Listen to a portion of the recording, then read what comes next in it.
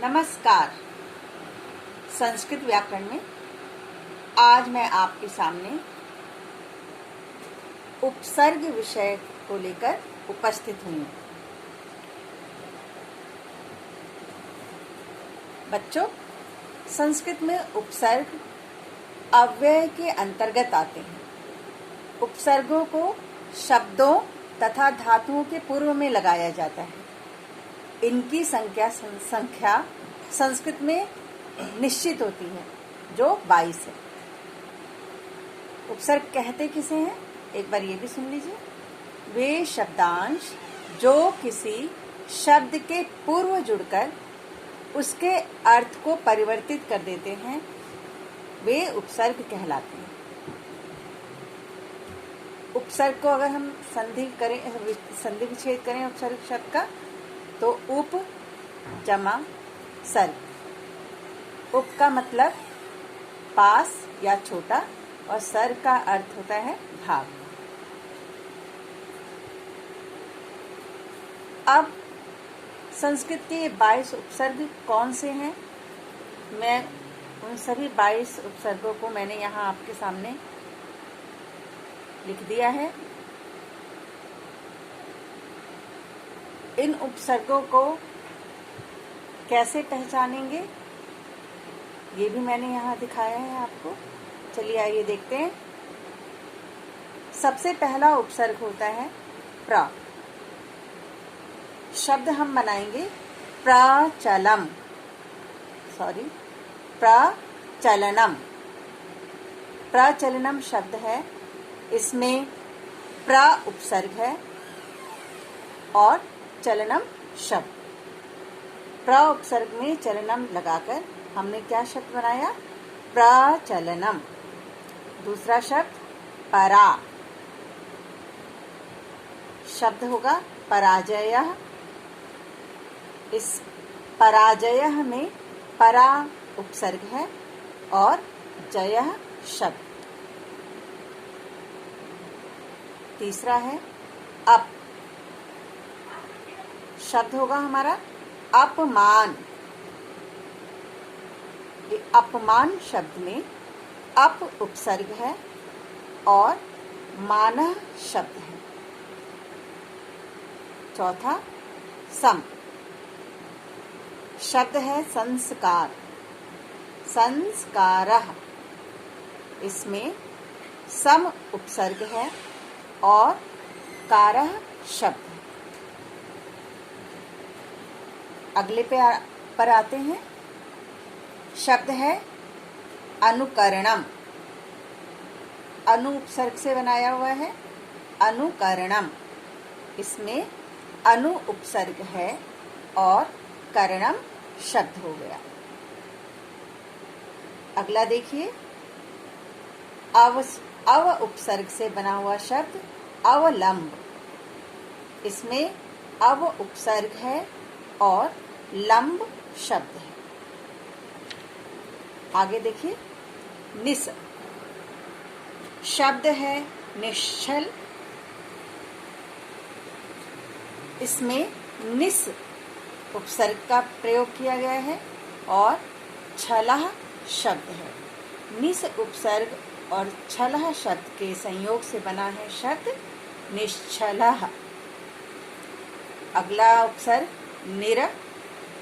शब्द है निर्दोषः।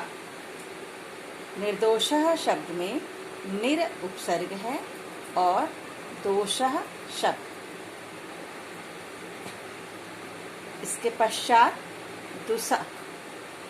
दुस्साहस। दुस्साहस शब्द में दुस उपसर्ग है और साहस शब्द है। अगला देखिए, दुर उपसर्ग। दुर्जनम शब्द क्या है हमारा? दुर्जनम। इस शब्द में दुर उपसर्ग है और जन्म शब्द हो। वि उपसर्ग से शब्द बनने वाला शब्द है विकल्प। विकल्प शब्द में वि उपसर्ग है और कल्प शब्द है। आंग उपसर्ग को देखिए। आंग उपसर्ग से जो हमने शब्द लिया है वो है आजन्म। आजन्म में आपका आंग उपसर्ग है और जन्म शब्द है।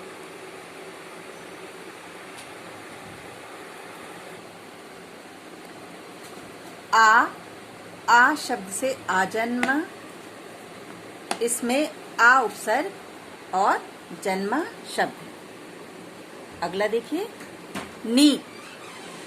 नियोजन, इसमें नि उपसर्ग है और योजन शब्द।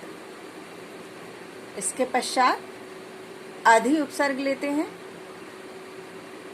अधि उपसर्ग से शब्द बना अधिगम। इसमें अधि उपसर्ग और गम धातु। अगला देखिए, अपि उपसर्ग से अपिधाना। इसमें अपि उपसर्ग है और धान शब्द है। दूसरा देखिए, अति उपसर्ग शब्द है अत्यधिक। इसमें अति उपसर्ग और अधिक शब्द है। अगला सु उपसर्ग। सु उपसर्ग से जो शब्द बनता है वो है स्वागतम। स्वागतम शब्द में सु उपसर्ग और आगतम शब्द। अगला उत। उत उपसर्ग से शब्द है उत्कर्ष। इसमें उत उपसर्ग है और कर्ष धातु। अगला अभि उपसर्ग।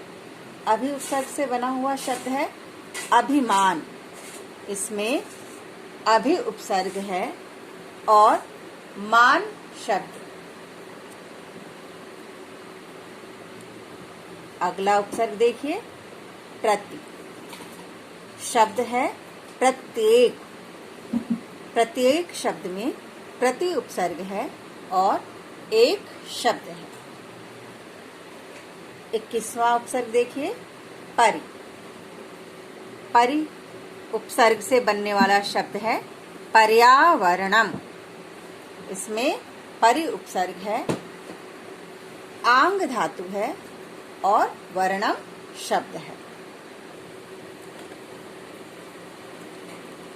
22वां तथा अंतिम उपसर्ग है उप। उप उपसर्ग से बनने वाला शब्द है उपकृष्णम। इसमें उप हमारा उपसर्ग हो गया और कृष्णम शब्द है। तो अभी मैंने आपको संस्कृत में निश्चित 22 उपसर्गों के विषय में आपको बताया। ये 22 उपसर्ग यहाँ लिखे हुए हैं। इन सभी उपसर्गों को आप कॉपी में लिखेंगे और याद करेंगे। उपसर्गों को मैंने अभी आपको पढ़ाया। अब मैंने उन्हीं उपसर्गों से संबंधित कुछ यहाँ प्रश्न अभ्यास दिए हैं। इन प्रश्न अभ्यासों को आप अपनी कॉपी में लिखेंगे और याद भी करेंगे। पहला प्रश्न है, उपसर्ग किसे कहते हैं? दूसरा प्रश्न, उपसर्गों की संख्या कितनी है? आप यहाँ लिख लीजिएगा, संस्कृत में उपसर्गों की संख्या कितनी है? मैं यहाँ लिख देती हूँ, संस्कृत में। ठीक है, संस्कृत में उपसर्गों की संख्या कितनी है? सबको आप अपनी उत्तर पुस्तिका में लिखेंगे और इन सभी उपसर्गों को याद करेंगे। तीसरा प्रश्न, निम्नलिखित शब्दों से उपसर्ग विभाजित कीजिए। यहाँ मैंने आपको 15 उपसर्गों से बने हुए शब्द दिए हैं। इन सभी शब्दों में से आप उपसर्ग को अलग करेंगे और शब्द को अलग करेंगे। जैसे अभिधानम।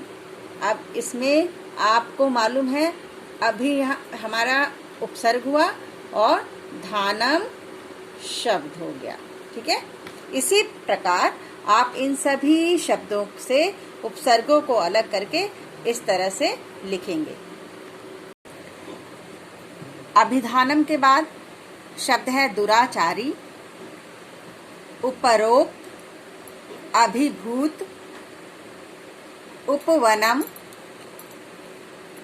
अनुकृति, अतिशय, प्रकरणम, अविलंब, पराजय, अपराजित, संतुष्ट, अभिरूप, अखंड, सन्यासी। ये सभी शब्द हैं। इन सभी शब्दों से आप उपसर्गों को और शब्दों को अलग अलग करके लिखेंगे। ठीक है, अब आपकी ग्रीष्मकालीन छुट्टियां पड़ गई हैं।